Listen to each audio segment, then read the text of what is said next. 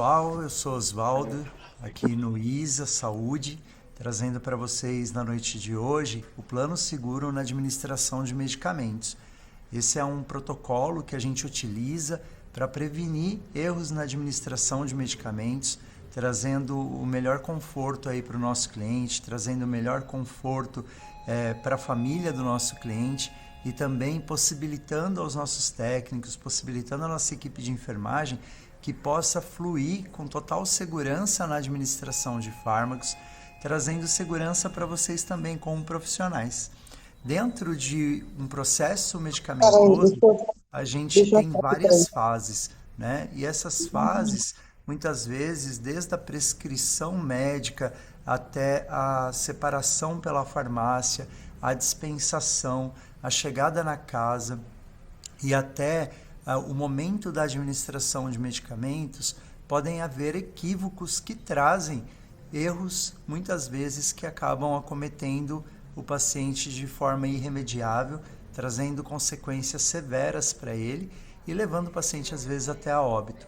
E isso não implica só em complicações para o paciente, mas também para toda a equipe de saúde e principalmente para aquele técnico na função final da administração de medicamentos que acaba sofrendo as consequências legais sobre aquele ato a qual levou ao erro de medicação, tá bom? Olhar um caso agora de um erro de medicação muito grave que ocorreu em 2010, lá no Hospital da Santa Casa, com uma profissional técnica de enfermagem que chamava Kátia Aragaki, né? E esse erro ele levou a uma consequência trágica de uma paciente, de uma criança, que era a Stephanie, e a gente vai observar agora essa reportagem que saiu no Fantástico, né? Partes dessa reportagem que saiu no Fantástico, para a gente poder depois discutir tudo o que aconteceu nesse processo e como que a gente pode evitar esses erros de enfermagem, esses erros na administração de fármacos e poder evitar também as consequências provenientes disso, tá bom? Então vou passar o videozinho aqui, qualquer dúvida. O Fantástico de hoje começa com uma reportagem especial sobre um erro absurdo que custou a vida de uma menina em São Paulo. A auxiliar de enfermagem que injetou vaselina ao invés de soro na veia da criança confessa ao Fantástico. Esse instante de que eu olhei para a garrafa, mas não vi, esse instante eu não tenho como fugir, como escapar.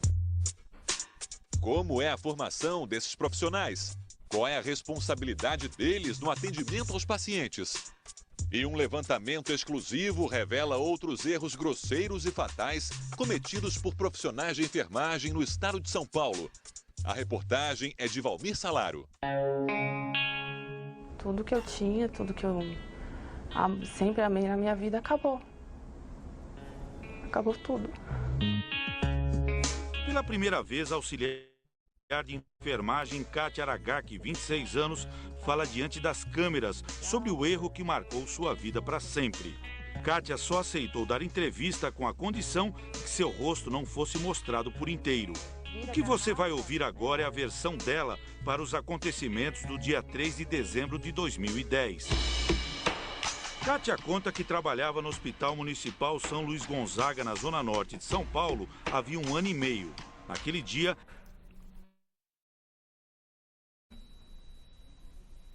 ela estava escalada para o turno da tarde. Por volta das 15 horas, a Stephanie deu entrada. Stephanie Teixeira, 12 anos, tinha sintomas de virose, com mal-estar e vômitos. A enfermeira decidiu levá-la direto para a sala de hidratação, que é onde eu fico. No depoimento à polícia, Kátia informou que foram receitados 2 litros de soro, com remédios e glicose. Stephanie começou a receber medicação e, segundo o auxiliar, logo pareceu mais bem disposta. Ela já estava mais corada, brincando. Eu até fui lá, conversei com ela um momento, brinquei com ela. Kátia notou que precisava buscar mais soro para a terceira e última dose e se dirigiu a uma espécie de depósito. Lá, de acordo com o auxiliar, havia um grande armário com 3 divisões. Numa ponta, roupas de cama, na outra, seringas e máscaras. E a parte do meio é só soro. Sempre teve só soro lá? Sempre teve só soro. Então eu agachei, esse soro ele estava na última prateleira. Enfiei a mão dentro do armário, peguei 2 garrafas que estavam uma do lado da outra, voltei para a sala de hidratação, que é onde a menina estava. As garrafas a que Kátia se refere são essas, praticamente idênticas. Quando eu fui colocar as garrafas em cima da mesa, eu olhei uma garrafa e vi solução de reparação. Que é o soro. Que é o soro. E na outra eu olhei, mas eu não vi. Eu acreditei, eu jurava de pé junto que as 2 garrafas se tratavam da mesma coisa, de soro. A substância começou a ser injetada em Stephanie. E saí para atender as outras crianças, outras coisas, um monte de coisa que precisa ser feita. Cerca de meia hora depois, segundo Kátia, a mãe de Stephanie disse que a filha não estava se sentindo bem. Mãe, minha boca tá formigando, minha garganta tá formigando. Kátia conta que correu para ver a menina. Aí eu comecei a perceber que ela não estava bem mesmo, então eu saí para chamar a enfermeira e o médico. O médico veio e Stephanie teve uma crise. A boca entortando, o olho virando, a mão, ela fazia assim com a mão, ela fazia assim. E aí o doutor questionou então a medicação que estava correndo. Eu olhei e falei, solução de reparação, pelo aspecto da garrafa, né? Então a gente já conhece.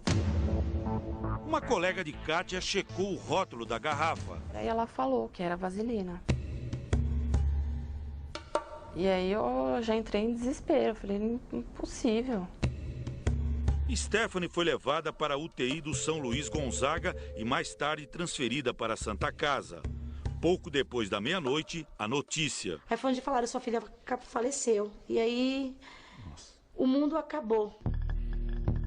A vaselina que Kátia pegou por engano estava sendo usada no tratamento de uma criança com queimaduras. O líquido oleoso não se mistura com o sangue e causa embolia, ou seja, o entupimento de veias e artérias, comprometendo órgãos vitais. Kátia diz que nunca tinha visto vaselina naquele recipiente. Eu só tinha visto soro naquela garrafa, nunca tinha visto outra coisa, medicação, nada. Auxiliar diz que não tem ideia de quem guardou a vaselina no lugar errado. Você assume a responsabilidade pela morte da Stephanie? Eu acho que foi um conjunto de erros, um conjunto de falhas. Esse instante de que eu olhei para a garrafa, mas não vi, esse instante que meu cérebro desligou, por causa de outras coisas que eu tinha na cabeça, outras responsabilidades, esse instante eu não tenho como fugir, como escapar. Mas eu acredito que existem outras coisas que colaboraram assim para que isso acontecesse. O advogado de Kátia acredita que ela foi induzida ao erro. Pode, 2 coisas idênticas e estar num lugar totalmente inadequado. Deveria, no mínimo, ter uma tarja, uma cor diferente. Segundo a Agência Nacional de Vigilância Sanitária, não existe regra para formato ou cor de embalagem de remédio, apenas para os rótulos. Todos devem estar claramente identificados. No Hospital do Coração, centro de referência em São Paulo, a distribuição de remédios é controlada eletronicamente. A gente pega um medicamento, já tem o nome do paciente aqui, e você pega o código de barras e passa. Se de repente não for este o medicamento, o sistema vai avisar, então não tem como subir o medicamento errado para o paciente. Esta semana, a Santa Casa de Misericórdia, a entidade responsável pelo Hospital São Luís Gonzaga, anunciou que vai mudar a forma de identificar os remédios nas 39 unidades ligadas à instituição. Mas para o presidente do Conselho Regional de Enfermagem, a falha de Kátia não tem desculpa. O profissional que está fazendo o procedimento sabe ler. Antes de medicar um paciente, todo profissional de enfermagem deve seguir a regra básica das 5 certezas. Paciente correto, medicamento correto, via correta, dose correta, horário correto.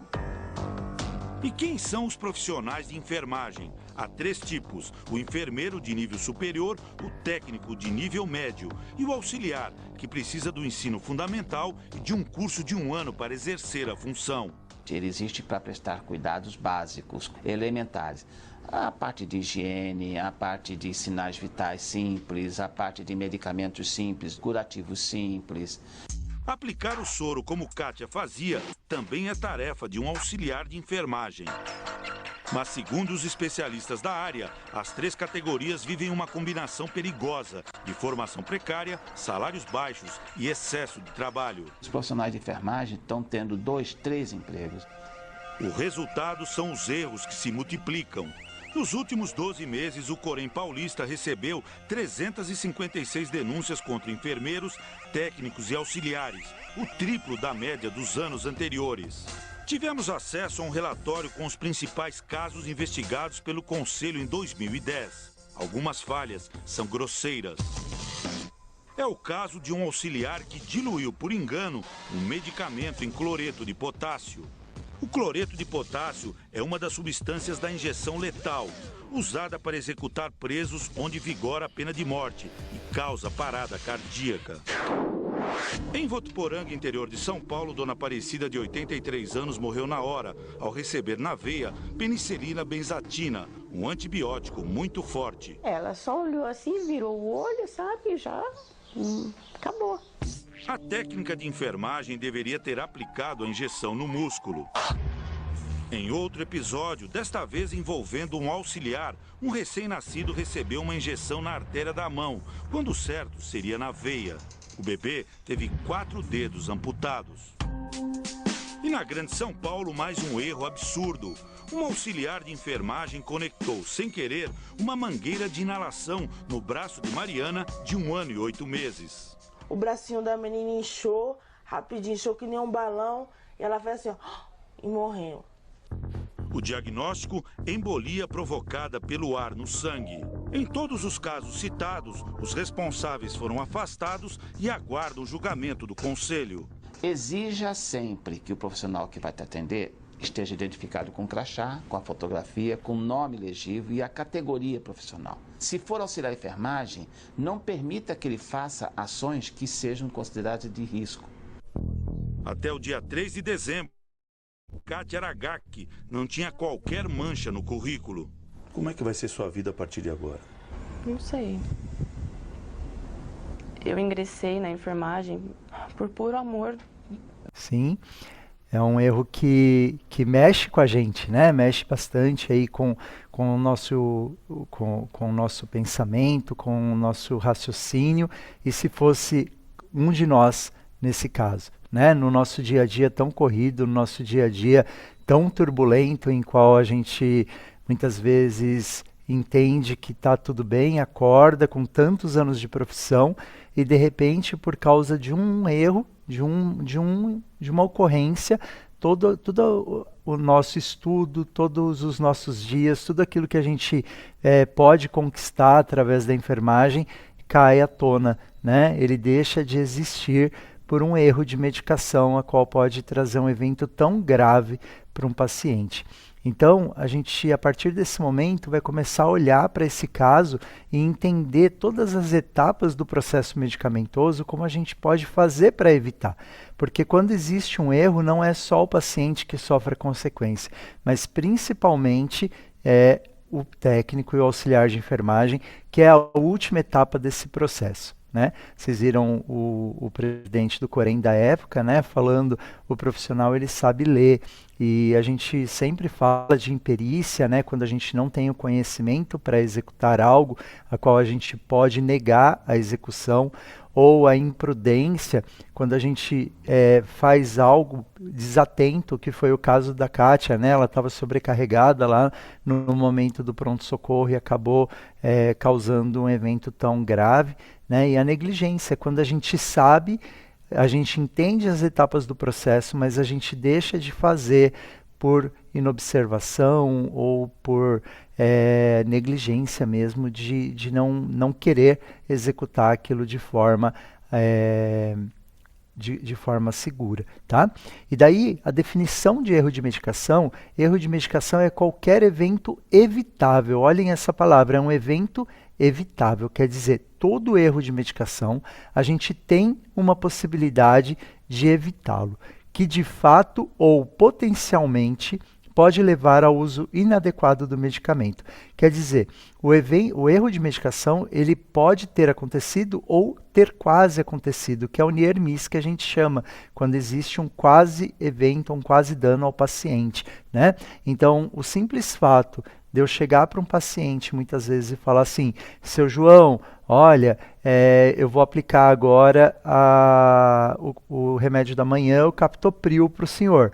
E daí ele fala assim, não, eu não tomo captopril, ou eu não posso tomar captopril, e aquilo não estava na prescrição, ou aquilo foi prescrito errado, já vai trazer uma insegurança e um dano a toda a credibilidade que esse paciente tem na gente, né? Isso significa que o uso inadequado pode ou não levar o paciente, lesar o paciente, e não importa se o medicamento se encontra sob o controle dos profissionais de saúde, do paciente ou do consumidor. Isso faz a gente refletir também, principalmente na assistência domiciliar, que muitas vezes o profissional lá, quando ele já está um tempo com o paciente, ou ele chega na casa a primeira vez, aquele paciente já está em atendimento por um longo período, que a família tem lá na parede, grudadinho, uma lista de medicamentos e os horários que deve ser feito. Lembrando que quem prescreve a medicação, quem norteia o processo medicamentoso é o médico, né? Então a gente não pode seguir uma prescrição executada pela família, e sim só aquilo que é dispensado pela ISA e assinado por um médico, porque daí a gente vai estar seguro naquilo que tange a legislação.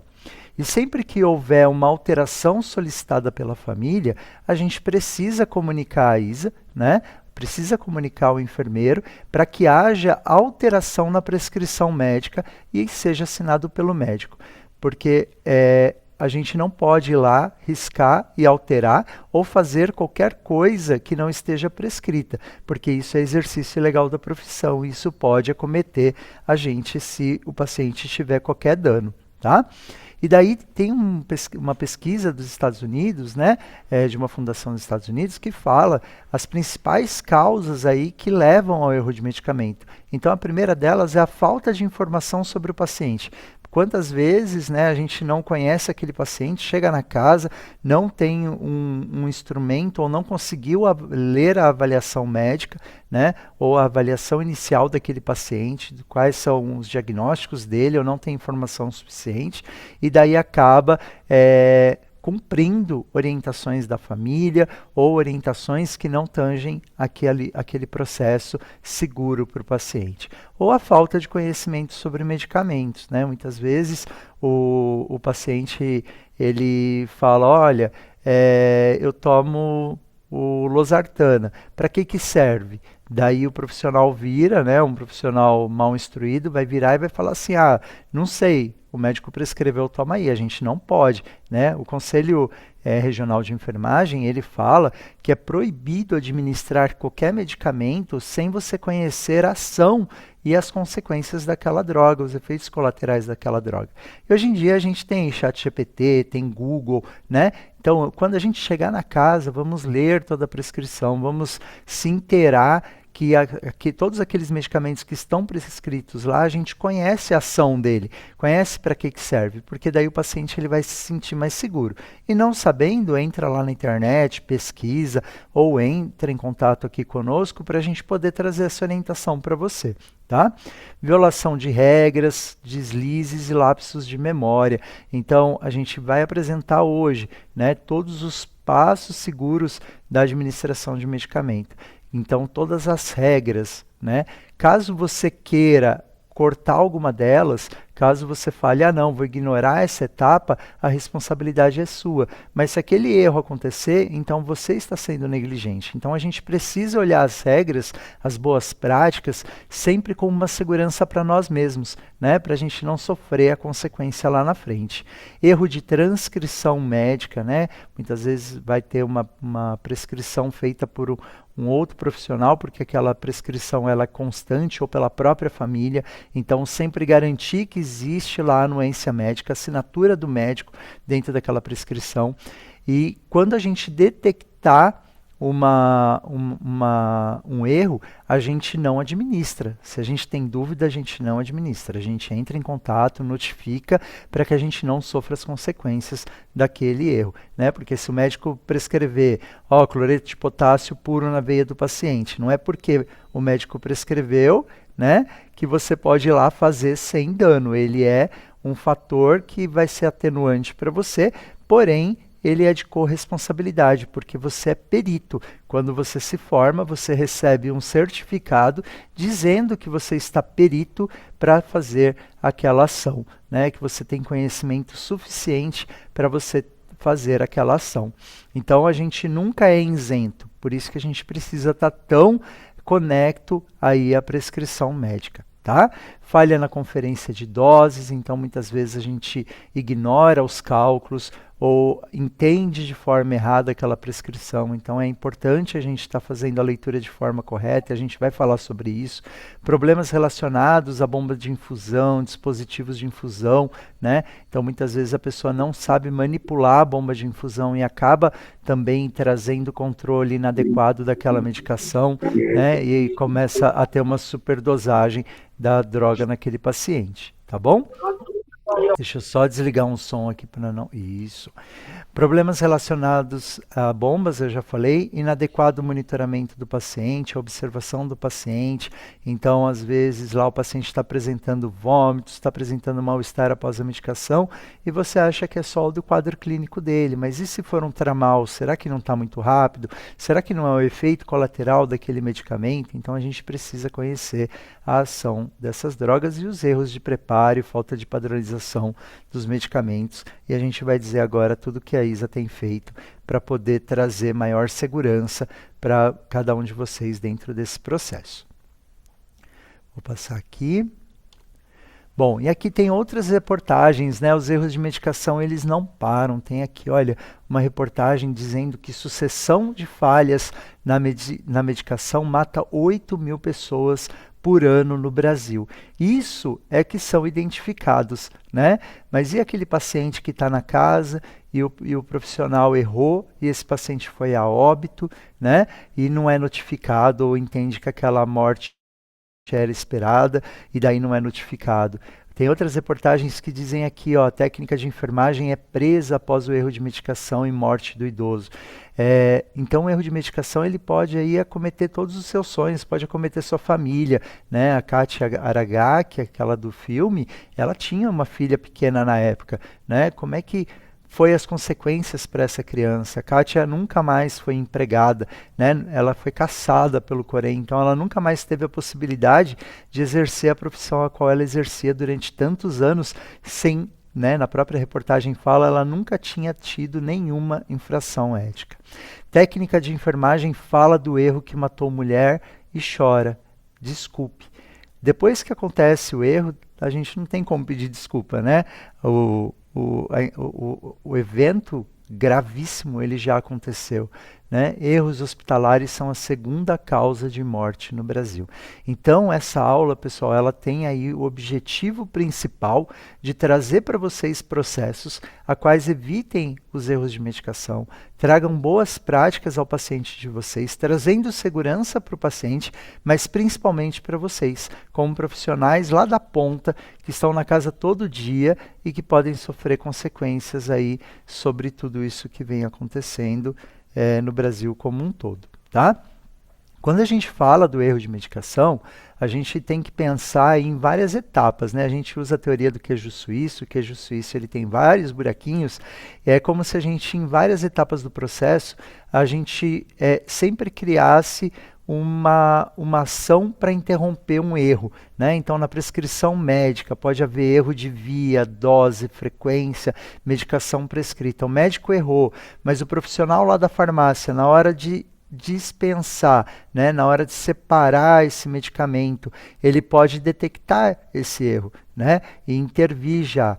E daí, se ele não fez isso, o erro no envio do medicamento da farmácia para a enfermaria, que é o que aconteceu da Kátia. E daí, mais um problema, o cara que estava colocando no armário do paciente, né, Ele não leu também que tinha lá a solução de reparação e a vaselina no mesmo armário, colocou junto. E daí a Kátia, na sobrecarga dela, do dia a dia dela, então ela vai lá até o armário, ela pega esses 2 frascos idênticos, né, e não lê o rótulo, e daí acaba administrando o medicamento errado, a não conferência aí dos 9 certos, né, durante o processo de administração de medicamentos.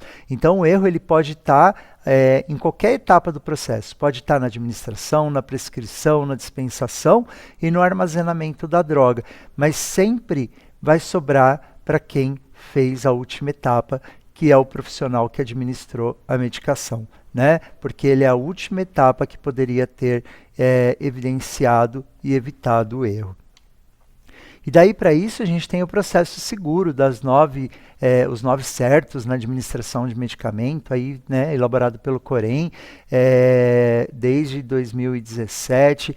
Então, a gente tem os 9 certos, que é paciente certo, medicamento certo, a compatibilidade desses medicamentos, quais são os medicamentos sinergéticos e antagônicos um do outro, né? A orientação ao paciente, a qual evita erro também, o direito de recusa do medicamento pelo paciente, a anotação correta, a dose certa, a via certa e a hora certa. Antigamente a gente falava de 5 certos, evoluiu para 9 certos. Algumas instituições elas não trabalham ainda com os 9 certos, mas trabalham com 13 oportunidades corretas na administração de medicamento. Mas como esse é o primeiro protocolo a qual a gente orienta vocês, então a gente está trazendo aí os 9 certos, que é um modo bastante seguro instituído pelo Corém para que vocês evitem os erros na administração de medicamentos. E o primeiro deles é o paciente certo, né? Muitas vezes a gente chega lá na casa e a gente não se atenta à prescrição do paciente se ele está com o nome correto. E daí a gente pensando nas metas internacionais de segurança do paciente, a meta 1 é a identificação correta desse paciente. Então eu sempre preciso conferir, antes de fazer qualquer procedimento no paciente, o nome completo e a data de nascimento. Eu coloquei uma tarjinha lá para evitar o nome do paciente aqui, né? Mas lá onde está lá paciente, eu preciso ler o nome completo do paciente. Porque pode ter um erro de dispensação errada da prescrição. A prescrição ela vai junto com a medicação, pode ter ido errado essa prescrição com a medicação para casa. Então, sempre que eu receber essa prescrição, né, que eu for aquele profissional que está lá na casa e recebeu essa prescrição, confiram com o familiar o nome completo e a data de nascimento desse paciente. E anotem isso. Por quê? Porque aquilo vai evidenciar tudo que foi anotado, foi feito, né? E se houver um erro lá na frente, não vai poder dizer que você foi negligente ou imprudente ou imperito, né? Você vai escrever lá que você avaliou a prescrição médica e que o nome e a data de nascimento confere com o tipo de paciente. Observar também se essa prescrição foi assinada pelo médico, né? Se ela está validada por um médico. Então é a forma segura da gente poder cumprir aí o plano de administração de medicamentos. Eu vou mostrar um videozinho para vocês como que a gente pode fazer esse processo. Antes de qualquer medicação, segurança em primeiro lugar. Vamos começar pelo paciente certo. Recebi a prescrição médica. Agora vamos conferir nome e data de nascimento, junto ao documento do paciente. A senhora pode confirmar o nome e a data de nascimento? João da Silva, 15 de março de 1950. Conferido com familiar responsável. Agora é hora de registrar corretamente. Recebo prescrição, confirmo dados com familiar. Segurança não é detalhe, é cuidado com a vida. Na ISA, paciente certo sempre.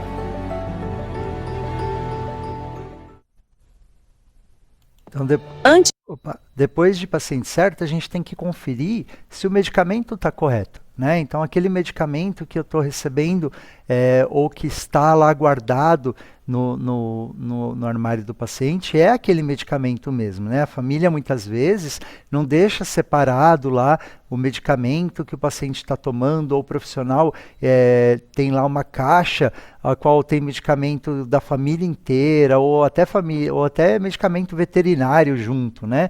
Então, é boa prática a gente sempre deixar aqueles medicamentos que o paciente está em uso separados no armário. Aquilo que for psicoativo, a gente deixar separado dos outros medicamentos, porque é um medicamento psicoativo, a gente vai chegar lá para conversar sobre isso, mas ele pode trazer também danos irremediáveis aí no erro de medicação. Né?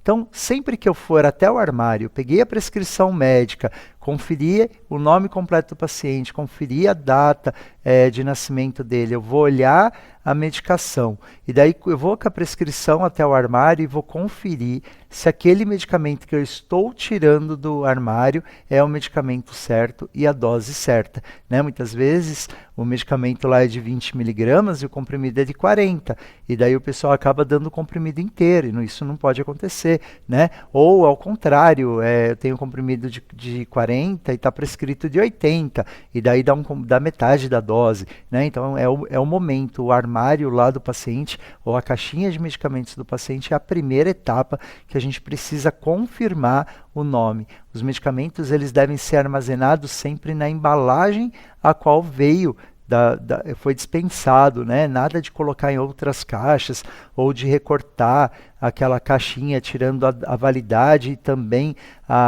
o lote, né? Porque aquele medicamento, se ele trouxer qualquer consequência, a gente precisa lá da embalagem completa, tá? O segundo cheque é antes de eu administrar. Então, eu vou confirmar novamente lá na beira do leito, antes de dar para o paciente, se é aquele medicamento correto. E daí eu vou checar esse medicamento na prescrição médica, e o terceiro cheque eu faço antes de jogar fora, porque se eu tiver administrado a medicação incorreta, eu tenho possibilidade de corrigir aquele erro sem trazer danos ao meu paciente. Bom, e daí falando de medicamento certo, a gente tem dois termos que chama saúde alike e look alike. Algum de vocês conhece esse termo? Vocês já ouviram falar em saúde alike e look alike? Deixa eu ver se vocês estão vivos. Alguém reage aí para mim, fala como é que tá. Até o momento, o órgão afirma que não foi notificado. Não, esse não é o assunto.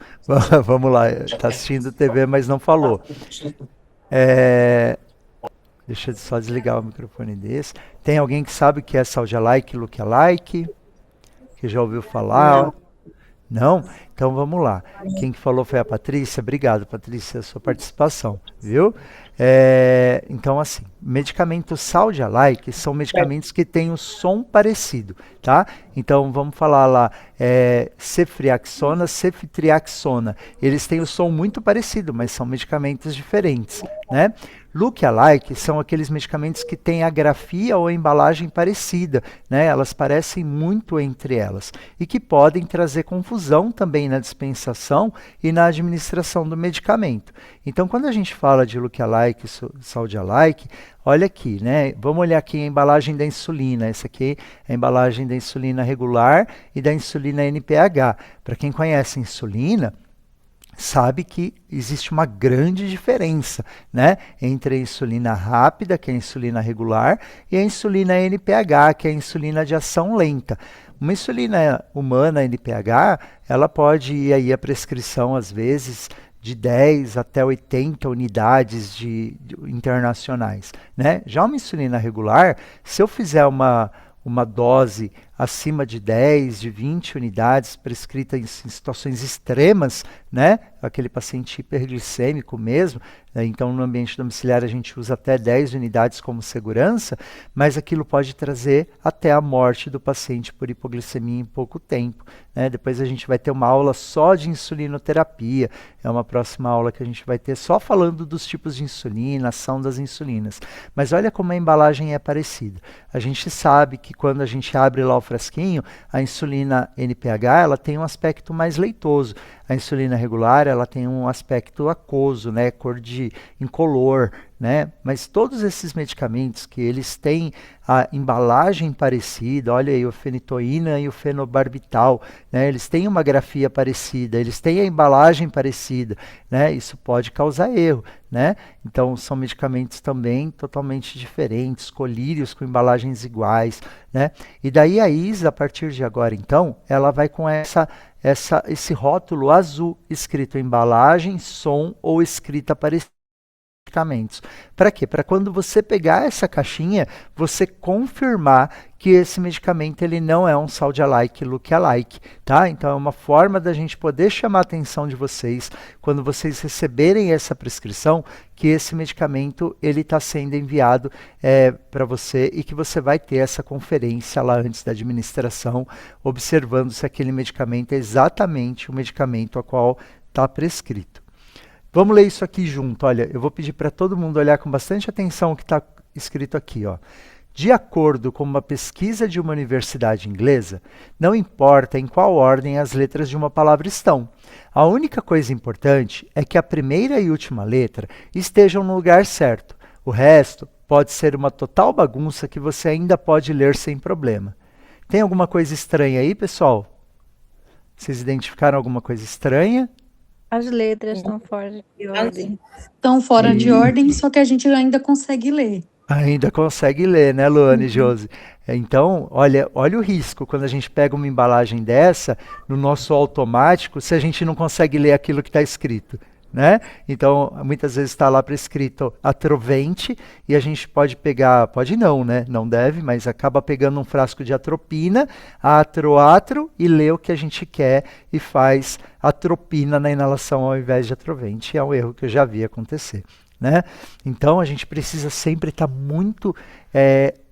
com muita atenção nesse processo de administração de medicamentos. Isso aqui foi uma pegadinha, né? E a Luana e a Josi identificaram, mas é uma coisa que a gente pode, no nosso dia a dia, acabar se confundindo porque a gente está no automático.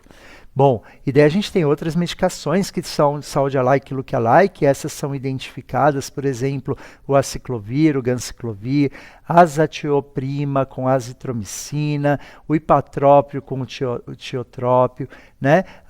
O nossa, agora deu um pega-língua aqui.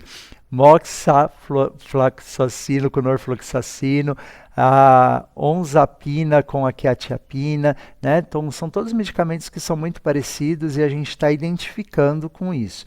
E futuramente, agora, a gente vai começar também a trazer essas letras maiúsculas dentro da prescrição médica para destacar esses medicamentos, né? Para que vocês possam lá na leitura da prescrição já identificar que quando tiver uma letra maiúscula no meio de outras minúsculas, aquele medicamento ele pode ser parecido com outro e daí você vai até a embalagem conferir, tá bom? Bom, daí a gente já falou então do paciente certo, da medicação certa e agora a orientação ao paciente, né? E daí lá no artigo 30 do Código de Ética, ele fala que é proibido administrar medicamentos sem conhecer a ação da droga e sem certificar-se da possibilidade de riscos. Eu falei isso lá no início, né? Mas a orientação do paciente, muitas vezes, ela evita o erro de medicação, né? E a gente, no dia a dia, às vezes a gente acaba esquecendo de orientar o paciente, porque aquilo já é tão automático, você naquela circunstância, né, de segurança de si mesmo, que você já está com aquele paciente há tanto tempo, né?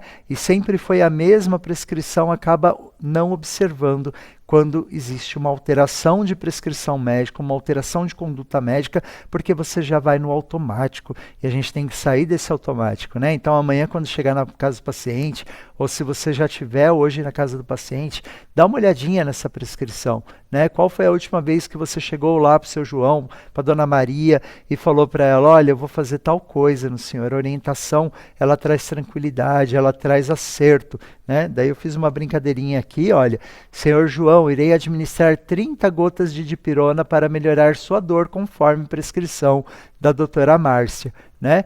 Daí o Sr. João responde, né? Sou alérgico somente à Novalgina, dipirona eu posso.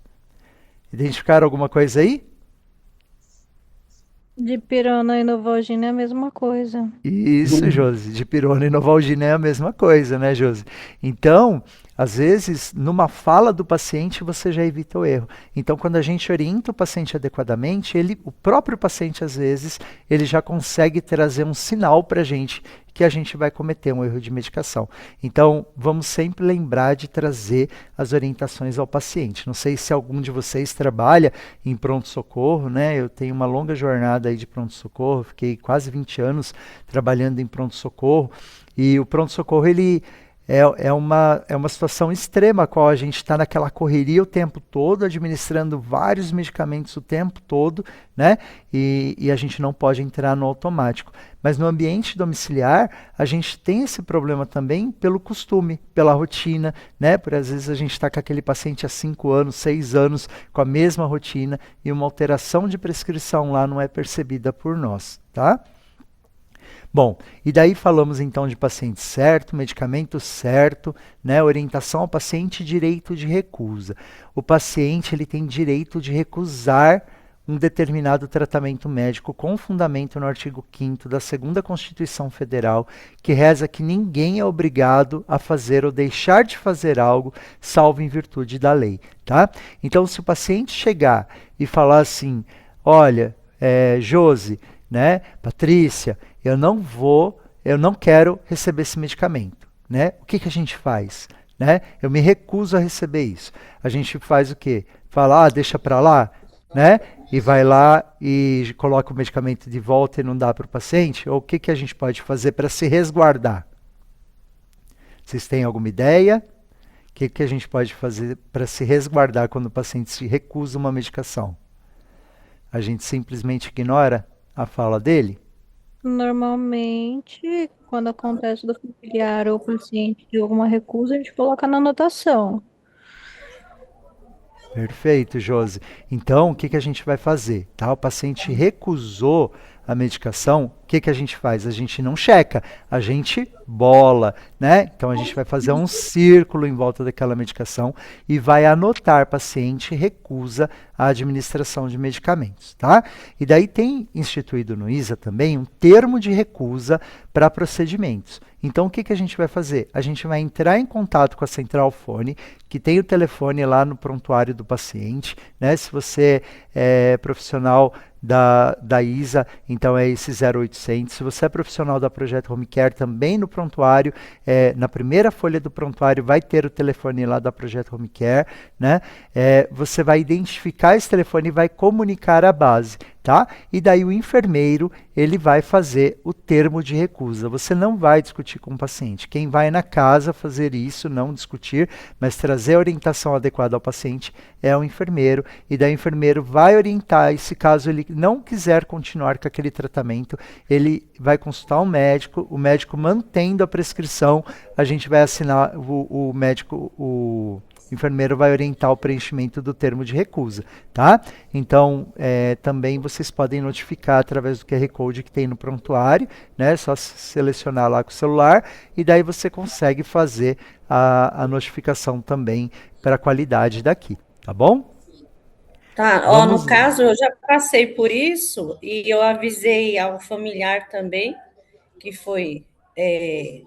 o paciente se recusou, eu anotei, prescrevi tudo direitinho e avisei ao familiar também, né? Para não vir depois falar, né? Porque além é uma maneira da gente se resguardar. Se resguardar, é isso mesmo, Patrícia, porque assim, um prontuário, eu não sei se vocês sabem quanto tempo é guardado um prontuário, né? O prontuário, ele é guardado por 5 anos na forma física e por 20 anos na forma de microfilmagem, isso é lei, né? Então a gente tem prontuários de 25 anos atrás. Você lembra exatamente, para quem já tem 25 anos de formado, né? Você lembra exatamente do que você fez naquele seu segundo ou terceiro paciente, no seu plantão de 10 anos atrás? Muitas vezes você não se recorda. E processos às vezes acontecem de 8 anos atrás, 5 anos atrás. Então, a forma mais segura da gente garantir, né, que tudo que foi feito é escrevendo. E muitas vezes acontece lá uma lesão por pressão e o paciente vai a óbito por sepse e depois de 3 anos a família resolve processar a instituição e daí o técnico de enfermagem lá, que é uma pessoa que está exercendo a sua profissão de forma jurídica, né, sem um vínculo em CLT ou empresarial, ele vai ser chamado para depor e vai falar, você fez a mudança de decúbito? Daí você fala, eu fiz. E daí no prontuário você não escreveu que fez a mudança de decúbito. Quem prova que você fez? Né? E daí você acaba sendo corresponsabilizado por aquele ato, né? Então a gente sempre precisa anotar.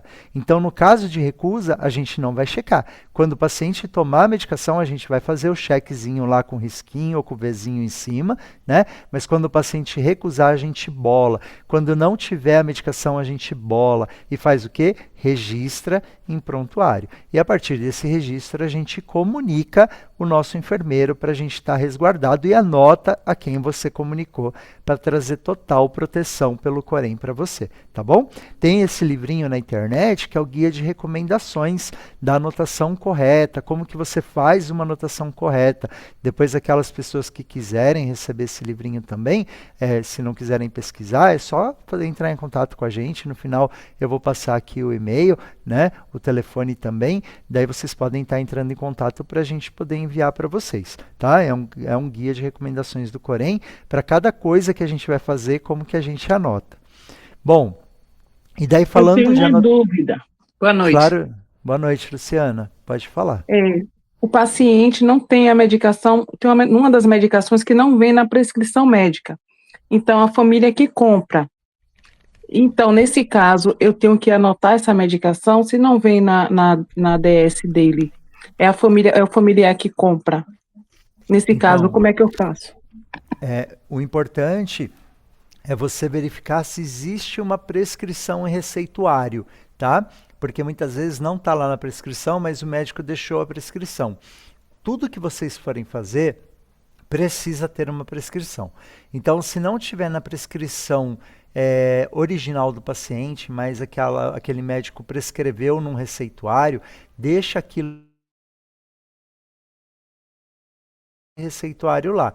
E quando o médico for fazer a visita novamente, pede para ele colocar na prescrição, né, que não vai ser enviado, mas ele vai ter lá um local para você checar adequadamente, tá? Caso não tenha, sempre faça o contato e informe isso, que não existe a prescrição daquele item e que você precisa executar para que haja um envio de uma prescrição para você, tá? Então a gente só é resguardado quando existe a prescrição médico como técnico de enfermagem, tá? A gente não pode prescrever medicamento, nem fazer nenhum medicamento que não esteja prescrito, tá bom? Então, dá uma olhadinha se tem o receituário lá na casa, já deixa junto com a prescrição para você poder ter um respaldo legal sobre isso, tá bom? Tirei sua dúvida? Obrigado. Perfeito. Bom, anotação correta. Então, quando vai fazer uma medicação por via parenteral, seja intramuscular, endovenosa, subcutânea, intradérmica, a gente precisa anotar o local onde foi realizado, né? Quantas vezes vocês já viram um hematoma pela realização de um Clexane? É coisa comum, né? Quando a gente vai lá e ao invés de fazer o Clexane com aquela bolinha de ar que protege para não acontecer o hematoma, a gente foi doutrinado a tirar o ar da seringa nas outras medicações. E no Clexane a gente não faz isso. A gente deixa aquela bolotinha de gás, não é ar na verdade, para proteger que haja extravasamento e não cause hematoma nesse paciente, né?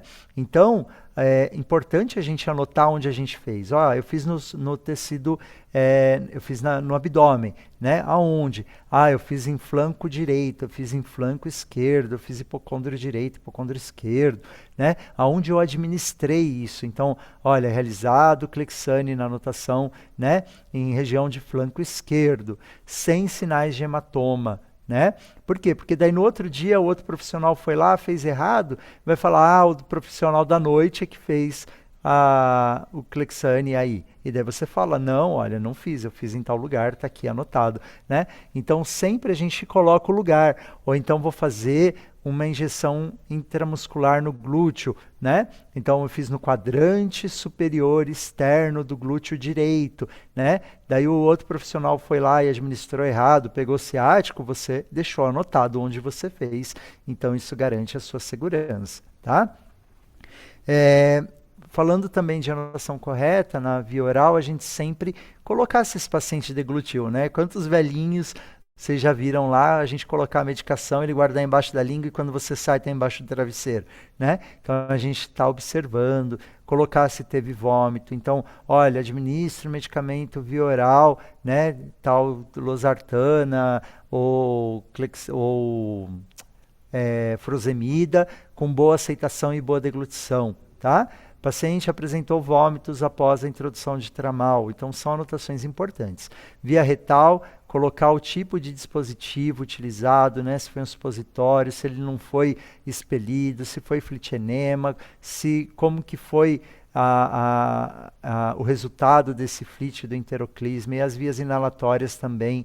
Então a gente observar sempre se teve rejeição do paciente, se não administrou o motivo principal, por que não fez, qualquer tipo de queixa de intercorrência e a gente terminar assinando e carimbando com o nome completo e corém do responsável pelo procedimento, né? Então a gente nunca deixar a linha completa também na nossa anotação, para que ninguém traga nenhum tipo de dado.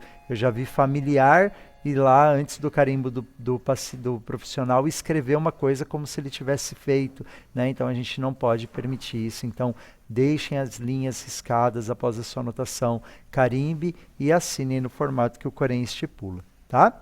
Então a gente já viu o paciente certo, a gente já viu o medicamento certo, a gente já viu a orientação ao paciente, né? A gente já viu a gente viu a anotação correta, né? Direito de recusa e agora a gente vai falar de dose, tá? A dose, pessoal, é uma coisa bastante importante, né? A dose de um medicamento ela pode curar ou ela pode matar, né? E muitas pessoas às vezes têm dificuldade com cálculos, têm dificuldade com interpretação de erro de prescrição. E é melhor sempre a gente perguntar do que a gente errar. Lembra que o profissional que está lá na ponta, aquele profissional que fez a medicação, é que muitas vezes vai sofrer a consequência. Então não se torne refém disso. Eu tenho dúvida, eu ligo, eu pergunto, eu confiro, eu busco a informação, tá? Então muitas vezes está lá miligrama, o pessoal confunde com ml, ou está prescrito em ml, ou em unidade internacional e não sabe como equivaler isso, né? Por exemplo, o médico chega lá e fala, olha, faz 0,3 ml de insulina, né? 0,3 ml de insulina. Onde eu vou verificar isso? Na seringa de insulina. E muitas vezes não está em ml, está em unidade, né? E daí a gente tem que saber que 1 ml é igual a 100 unidades. E 0,3 ml é igual a 30 unidades. E 0,03 ml é igual a 3 unidades, né? Então, tudo isso, pessoal, a gente precisa manter esse estudo constante, né? Cálculo de gotejamento. Muitas vezes a gente vai no automático da bomba e não percebe o erro, né? Então, olha, quanto que vai 500 ml de soro mais 10 de glicose, né? Para correr em 6 horas. Eu tenho que saber fazer a regrinha, né? Volume dividido pelo tempo vezes 3. O resultado vezes 3, né? Para dar ml hora ou gotas por minuto, tá? Desculpa, para dar ml hora, né? Ou microgotas por minuto. Número de gotas é igual a volume dividido pelo tempo vezes 3, eu vou ter o número de gotas que daria 28, tá? Mas são cálculos que a gente no nosso dia a dia acaba esquecendo, então é importante a gente estudar e no final aqui da aula eu vou passar um link para vocês, onde vocês vão escrever o nome completo de vocês para o certificado, tá? E vocês também vão avaliar esse treinamento e vão ter a oportunidade lá de pedir cursos, né? Então, eu percebi que eu tenho dificuldade em cálculo, então coloca lá que você quer um curso de cálculo. Eu tenho dificuldade na administração de Clexane, anota lá, né? Eu tenho pontos que eu estou colocando aqui que às vezes despertam dúvidas em vocês, mas que vocês têm a possibilidade de apresentar lá no final para a gente poder trabalhar com vocês outros temas, tá bom? Então, checar sempre o rótulo, a concentração, fazer a dupla checagem em medicamentos de alto risco e daqui a pouquinho a gente vai ver quais são esses medicamentos de alto risco, tá? Avaliar também, né? Isso aí é mais uma função médica e do enfermeiro, o peso, como está evoluindo, a função renal, tem muitos medicamentos que são que geram hepatopatias no paciente, né? Ou o paciente renal crônico não tem uma absorção adequada e acaba trazendo consequências para ele. Respeitar a diluição e velocidade de infusão, não achar que mais rápido vai ser melhor, ou se você administrar uma dose a mais vai sarar mais rápido, aquilo pode trazer consequências graves ao paciente. Então, sempre seguir a prescrição de acordo com a prescrição médica, né? A administração com a prescrição médica. Usar dispositivo adequado, está prescrito em bomba, vamos fazer em bomba. Se é em seringa, vamos fazer em seringa. Usar a seringa adequada, né? Porque muitas vezes eu falo, eu não tenho seringa de insulina, eu vou fazer na seringa de 3 ml ou de 5 ml, mas às vezes não tem lá a unidade correta e eu acabo medindo pelo olho, eu não posso fazer isso, tá? E sempre o registro adequado no prontuário. E caso de dúvida, de novo, não administre. Confirma antes de continuar, tá bom? E agora a gente vai ver via certa, né, gente? Via certa aqui vocês viram já várias ocorrências disso durante a vida, ou já ficaram sabendo de pessoas que até ficaram com falta de mobilidade nas pernas, com paraplegia por uma administração intramuscular errada, né? E aqui eu trouxe, uma injeção de vasto lateral da coxa de um bebê, né, a qual essa criança teve que passar até por enxerto, ou aquele caso no vídeo lá que fala que foi feita uma injeção intramuscular, né, errada no deltoide do paciente, que não era intramuscular e levou a necrose dos dedos de uma criança também, e essa criança ficou sem os dedinhos da mão, né? Então, como a via de administração ela também tem que ser avaliada, né? Será que aquele medicamento que eu estou fazendo, eu posso colocar tudo junto no soro? Né? E muita gente às vezes acha que eu posso pegar aquela medicação e misturar com outra medicação no soro. Não, a gente tem o antagonismo e o sinergismo da droga que a gente vai ver lá na frente. Uma medicação ela pode estar cortando o efeito da outra ou potencializando o efeito da outra.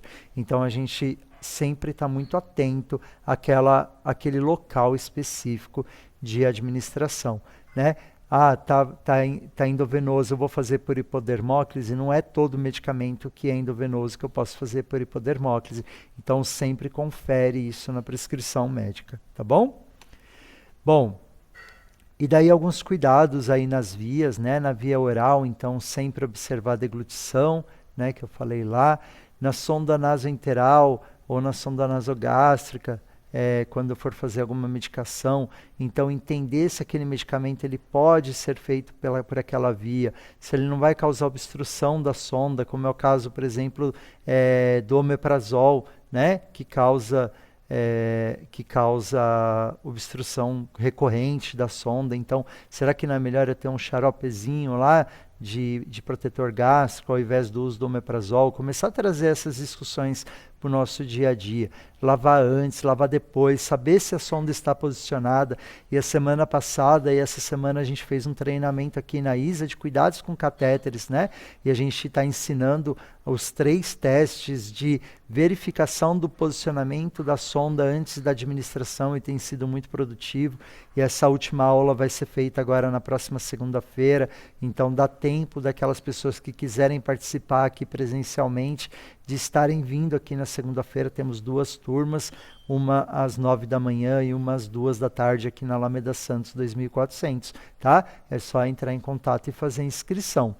Sublingual, né? Lembrar que o paciente não é para ele engolir, é para ele manter embaixo da língua. A absorção ela vai ser feita pela mucosa, tá?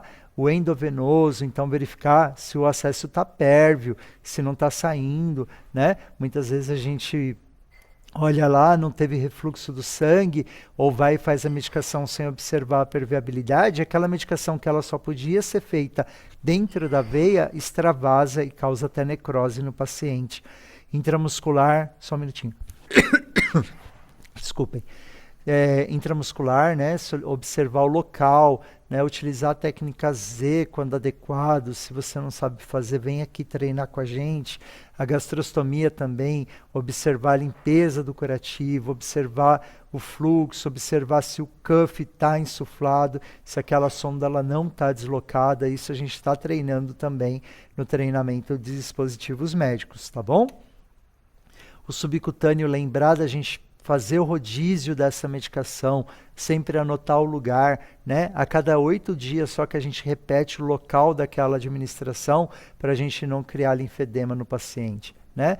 O intradérmico, a posição da agulha sempre em 10 a 15 graus, o bisel da agulha para cima, né? Para a gente estar fazendo corretamente e não estar fazendo subcutâneo. Eu sei que podem estar vindo várias dúvidas, e daí, isso é lógico, a gente não consegue trabalhar de forma online numa noite, mas a gente está disponível para poder tirar essas dúvidas de vocês aqui presencialmente, tá bom, pessoal?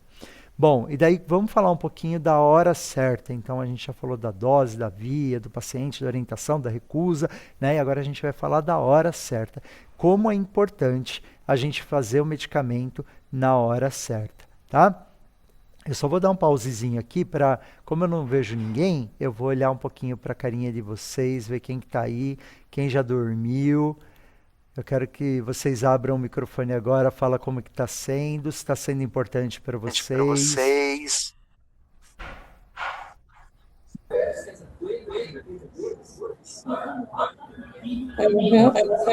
Muito produtivo. Tá. Super importante. Bem produtiva. Tem o pequeno também participando. Tá bom, vou voltar aqui então para a apresentação.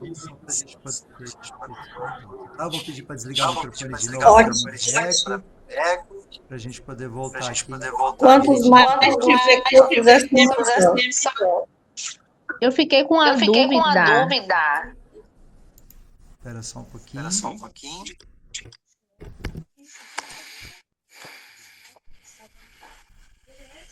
A colega tirou uma dúvida, mas eu acho que contou para mim aqui. A resposta foi com relação ao medicamento que não está na prescrição, mas está no receituário. A gente faz essa medicação? Você pode fazer, Aline, se tiver no receituário médico, você pode fazer e checa no receituário, tá? E quando o médico for novamente na casa ou enfermeiro, pedir para transcrever para prescrição médica para você poder ter aquilo na prescrição. É uma forma mais segura de você ter, tá bom? Poder dar continuidade. Compreendi. Perfeito. Vamos lá, então vou voltar aqui. Voltou o slide, tá dando para ver o slide? Sim. Sim, então vamos lá. Bom, então, pessoal, vamos falar agora da hora certa, né? Todo mundo já ouviu falar que o antibiótico, por exemplo, a gente não pode atrasar, mas já explicaram por quê, né? Por quê? Porque as nossas bactérias, elas são inteligentíssimas, né? Hoje ela olha o jeito que matou ela, e daí eu tenho lá uma bactéria em forma de triângulo, tá? Uma analogia. Daí o antibiótico, ele age na ponta desse triângulo aqui. Daí vai lá, você começou a administrar o antibiótico, ele foi lá e atacou essa pontinha aqui do triângulo e matou várias. Daí na próxima dose, esse nível do antibiótico, esse nível sérico que eu chamo, ele começa a cair. Ele está agindo lá, matando, ele começa a cair. Então vai ter um momento que eu tenho que tomar a dose novamente para quê? Para manter esse nível sérico, para a medicação continuar agindo de forma adequada, tá? Se eu esqueço o horário, o que que acontece? Esse nível sérico, ele começa a cair, ele começa a cair, a cair, a cair, e aí a bactéria que descobriu que estava atacando aqui na ponta, o que que ela faz? Ela muda de formato, ela vira uma bolinha, né? E aí essa bactéria ela começa a se tornar resistente àquele tipo de antibiótico. Por isso que a gente às vezes tem bactérias multiresistentes, ou o antibiótico estava fazendo efeito e por um atraso ele acaba não tendo mais efeito e a gente tem que trocar todo medicamento. Então, atrasos, né, de algumas medicações acima de 30 minutos, elas já são erros de medicação, tá? Por quê? Porque aquilo já vai trazer um dano para aquele paciente, tá? Então, a gente precisa sempre estar atento ao horário correto, porque às vezes o paciente ele está com a medicação certa e por um erro lá no terceiro dia de antibiótico. Não estão ouvindo? Estão ouvindo, gente? Só a Rosângela que não está ouvindo? Eu tô ouvindo. Tô ouvindo. Tá? Então beleza. Então Eu estou ouvindo. Tô ouvindo também. Tá, deve ser um problema no som dela. Peraí. Bom. Peraí, deixa eu só tirar isso aqui. Perfeito. Então, pessoal, a gente tem o nível sérico, né? Então, o medicamento ele tem que ser feito na hora certa, né? Para quê? Para que eu mantenha a ação daquela droga. E sempre que eu atrasar o medicamento, acontecer alguma coisa, o paciente foi transferido e não tomou aquela dose, eu preciso também comunicar. Por quê? Às vezes é necessário dar uma dose a mais daquele antibiótico para aumentar o nível sérico daquele medicamento e ele continuar a ação dele, né? E muitas vezes o pessoal fala assim, eu não vou acordar o paciente, eu vou dar a medicação junto, tá? Vamos trazer o exemplo aqui do omeprazol. O omeprazol geralmente a gente faz em jejum, né? Então é aquele medicamento que a gente vai fazer lá bem cedo, a levotiroxina também a gente vai fazer bem cedo. E por quê? Porque ela precisa estar com o estômago vazio para sofrer a ação do suco gástrico, para ele poder ativar a função dele. E daí eu falo, eu não quero acordar o paciente agora, eu vou dar tudo junto com os medicamentos das 8. Ele não vai estar funcionando, né? Agora, vamos trazer um outro problema. Vamos supor que o paciente ele toma omeprazol lá há 10 anos, vamos falar que ele toma isso já há 10 anos. E daí você sempre deu e de repente esse paciente ele tem uma angina instável, tá? Então ele começa a ter um princípio de infarto, ele começa a ter dor torácica e vai para pronto-socorro. E daí o médico ele vai dar Plavix para esse paciente, tá? Que é um anticoagulante, para quê? Para não coagular o sangue, para não ter o risco dele ter lá um infarto ou um AVC ou qualquer outro tipo de trombo, tá? Então ele vai continuar lá, ele vai começar com Plavix e o médico suspendeu o omeprazol. Só que você no dia a dia não observou lá na prescrição que suspendeu o omeprazol, tá? E daí você deu o omeprazol de manhã e depois você foi lá e falou, agora ele começou com Plavix, a família avisou, começou com Plavix. E eu dei o Plavix meio-dia, tá? O que acontece? O Plavix, o omeprazol, ele antagoniza o efeito do Plavix, ele corta o efeito do Plavix, tá? Então, muitas vezes a gente não tem esse conhecimento, né? E a gente não observa a prescrição. E daí, ele cortando o efeito do Plavix, o que vai acontecer com esse paciente? Esse paciente tem potencial risco de infartar, ou de ter um trombo, ou de ter um AVC. Então, a compatibilidade dos medicamentos ela é muito importante. E sempre antes de uma prescrição ir para casa, ela é avaliada por um farmacêutico, né? Por um sistema que vai avaliar se entre aqueles medicamentos existe uma compatibilidade medicamentosa. Então, a gente sempre respeitar a hora para que esses medicamentos eles não entrem em compatibilidade. Um outro problema que eu vejo acontecer muito nas casas, né? Quando eu visito as casas, é o quê? É o pessoal ir lá diluir a medicação e misturar tudo no mesmo copinho. E vai lá, vai macerar a medicação e mistura 3, 4 comprimidos. Você tem o conhecimento se aquelas medicações todas juntas, maceradas, uma não vai antagonizar, cortar o efeito, ou fazer o sinergismo, aumentar o efeito da outra droga?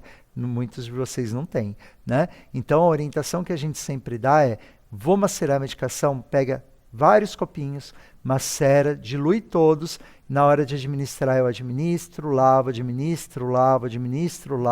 para que a gente não tenha interação entre essas medicações, tá, pessoal? Então, vamos sempre separar aí na hora de fazer essa diluição desses medicamentos. Deixa eu só passar aqui agora. Então, jamais adiantar o medicamento, né? Então, nunca juntar todos os medicamentos, pode ter compatibilidade. Deixa eu só tentar aqui tirar um desenho que fizeram aqui na tela.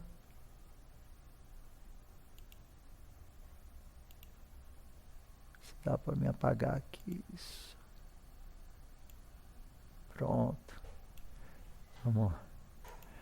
Jamais adiantar e também, sempre que eu tiver um atraso superior a 30 minutos na droga, eu comunicar, né, notificar através daqueles telefones que eu falei para vocês no slide anterior, né, que estão no prontuário, ou através do QR Code, notificar que houve esse atraso para o médico saber se ele precisa fazer uma dose suplementar daquela medicação, tá bom? Bom, vamos lá, estamos quase no final, né? Então, aqui eu tenho como notificar, então vocês podem ver aí quem tem prontuário ISA, como notificar, quem tem prontuário projeto está na primeira folha, né? Então ambos os prontuários eles têm uma forma aí de telefone ou de ligação para vocês fazerem, e daí a gente vai falar da hora certa aqui, olhando para a prescrição médica. Quantos de vocês, pessoal, isso eu sei que às vezes acontece, né? Começa a ler a prescrição, deixa eu pôr uma caneta aqui para riscar, né? Aqui, deixa eu ver, eu vou ver qual medicamento eu vou fazer à meia-noite. E ao invés de ir aqui, né, eu vou direto no horário, tá? Isso aqui é um potencial de erro, por quê? Porque às vezes existe erro aqui no aprazamento feito pelo enfermeiro ou pelo sistema. Então, sempre leiam a prescrição aqui do lado esquerdo para o lado direito. Leia tudo o que está escrito, leia cada detalhe da prescrição antes de vocês fazerem. Por quê? Porque às vezes aqui não está aprazado, ou tem um aprazamento errado. Está lá a cada 78 horas e aprazaram todos os dias, né? Então, a gente tem que evitar esses erros, a gente observar aí a prescrição, sempre olhando ela do lado esquerdo para o lado direito, para a gente poder evitar esses erros, tá bom? Agora eu deixei um monte de quadradinho aqui, deixa eu apagar eles todos. Bom, e agora a gente vai falar sobre alguns medicamentos especiais, né? Aqueles medicamentos que têm grande risco para o paciente. E daí como que a gente faz a identificação desses medicamentos, tá? Então, todos os medicamentos eles podem ser separados entre MAV, que é medicamentos de alta vigilância, todos os medicamentos não, os medicamentos especiais, né? MAV, medicamentos de alta vigilância, psicotrópicos, ele vai uma etiqueta preta no ISA ou amarelo na Projeto Home Care, tá? MAV, uma etiqueta vermelha, e os termoláveis, uma etiqueta verde, tá? Então, esses medicamentos, eles são identificados sempre com essas etiquetas. E agora a gente vai fazer um exercício aqui, tá? Se quem quiser abrir o microfone pode abrir. O Aldol. O Aldol, vocês sabem o que ele é? Se ele é um MAV, um psico ou um termolábio? A gente vai explicar cada um deles daqui a pouco. O Aldol, ele é um psicotrópico. Perfeito. Então, ele vai com uma etiquetinha preta, tá bom? E o Dimorf? O Dimorf, ele é um MAV, que ele é um medicamento de alta vigilância, e ele é também um psicotrópico. Então, ele vai com uma etiqueta vermelha e uma etiqueta preta ou amarela, se for na Projeto Home Care, tá? Insulina regular, uma etiqueta vermelha, é o MAV. E ela tem que ser armazenada na geladeira? Sim, então ela vai com uma etiqueta verde também, tá? A dipirona, ela vai com alguma etiqueta? Não. Não, ela não é nem um medicamento de alto risco, nem um psicotrópico, nem um termolábio. E o NaCl 20%, ele é um MAV, então ele vai com uma etiqueta vermelha. E o NaCl 0,9%, ele vai sem etiqueta, porque ele é o soro fisiológico, né? Então, ó, o NaCl 0,9% é o soro fisiológico. 19% ele é o cloreto de sódio, né? Então é a mesma medicação, só que em concentração diferente, que pode trazer dano ao paciente. Então a gente precisa conhecer ele, tá bom? Vamos continuar aqui, mostrar isso na prática. Então, olha lá, vou mostrar alguns medicamentos aqui. Aqui a gente tem o cloreto de sódio 20%, né? Então ele vai com uma etiqueta lá vermelha, MAV, medicamento de alta vigilância. O Ecalta, que é aqui, ele é um termolábio, ele está com uma etiqueta verde. A Novolin, que é com uma etiqueta verde e vermelha, porque é um medicamento de alta vigilância, porque ela é regular, né? Então eu tenho que tomar muito cuidado com a dose da insulina regular, porque ela pode trazer até a morte do paciente. O MAV lá também, o Xarelto, é um medicamento de alta vigilância. A mitriptilina, ela é um medicamento psicotrópico, então ela vai estar com a etiqueta preta ou amarela.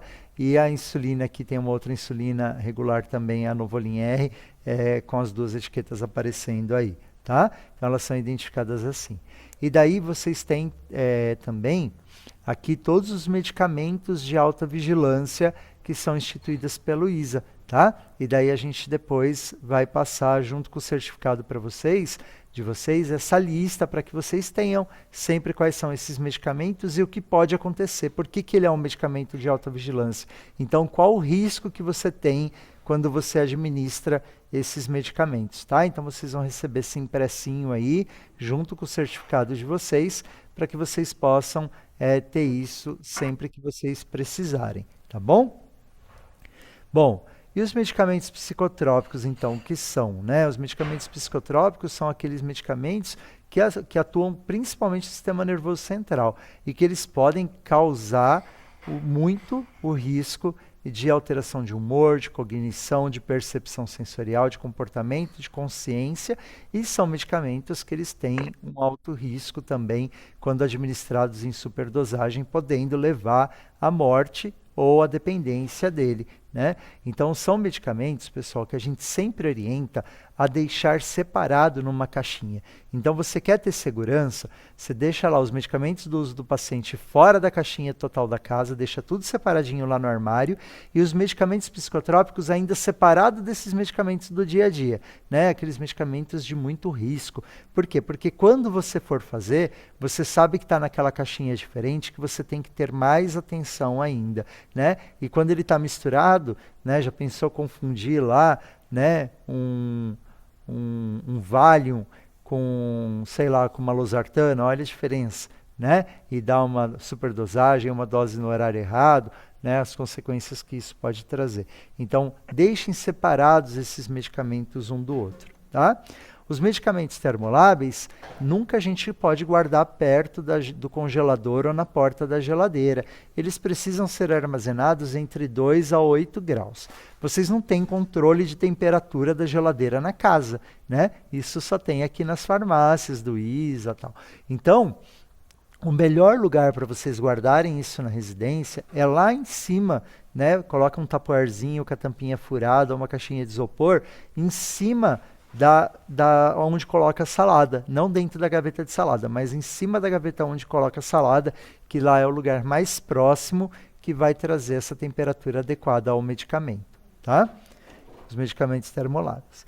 E sempre também aqueles medicamentos que eu for fazer uma longa infusão, né? Medicamento que eu vou fazer uma infusão mais longa, como um soro, um medicamento que eu vou administrar aquelas pessoas que fazem procedimento, né, que vai na casa, deixa o medicamento lá e vai embora e depois volta só no próximo horário, a gente está utilizando o rótulo de soro, tá?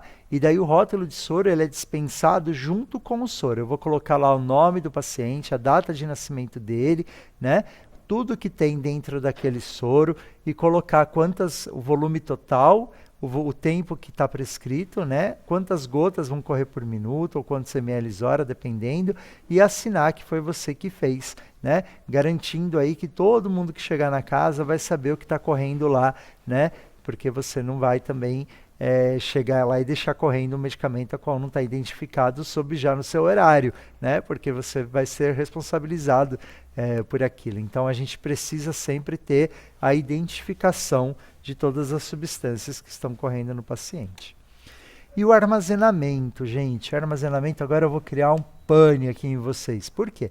Porque muitas vezes, eu falei lá, né, que a gente precisa guardar o medicamento na embalagem correta. Quem já viu essas caixinhas que o pessoal abre um monte de comprimido, mistura tudo, sem rótulo, né, sem garantia de que a umidade está controlada, sem garantia da iluminação daquele comprimido. Então, o comprimido ele vem lá naquela embalagem, às vezes metálica, numa embalagem a vácuo, daí chega lá a família ou o profissional e joga tudo numa caixinha de segunda, terça, quarta, quinta, sem essa embalagem, e o medicamento fica lá aberto a semana inteira. Ou pior, pega o comprimido, nem sabe se quem colocou naquela caixinha o que colocou, né? Se colocou o medicamento certo, se ele conferiu tudo certinho. Então, pessoal, nunca vamos mais usar essas caixinhas que dividem os medicamentos. Ela não mantém a segurança, ela não mantém a embalagem, você não consegue saber a validade, você não consegue saber a miligramagem do medicamento que você está fazendo. Se está nessa caixinha, se recuse a fazer, porque você não sabe o que você está aplicando, tá? Os medicamentos eles têm que ficar em lugar fora de luminosidade extrema, fora do sol, em temperatura controlada, né? Sempre ter a caixinha de descarpaque para a gente poder descartar pérfuro cortante. Tomar cuidado com os animais de estimação também, né? Organizar os medicamentos por categoria, controlar a validade desses remédios. Quantas vezes eu já fui fazer auditoria em home care, em casa, e peguei medicamentos vencidos, né? Porque o profissional que está lá no dia a dia, às vezes não observou e foi dispensado muito medicamento, e aquele medicamento acabou vencendo na casa e o paciente ele pode sofrer consequências graves sobre aquilo. Então, nunca mais vamos usar essas caixinhas na casa, né? Trazer esse convencimento para a família, para o paciente, para vocês, através do risco, através da consciência de fazer o melhor em casa, né? Da gente poder ter essa prática bastante correta aí no ambiente domiciliar. E é isso, pessoal. Eu agradeço a atenção de todos vocês, tá?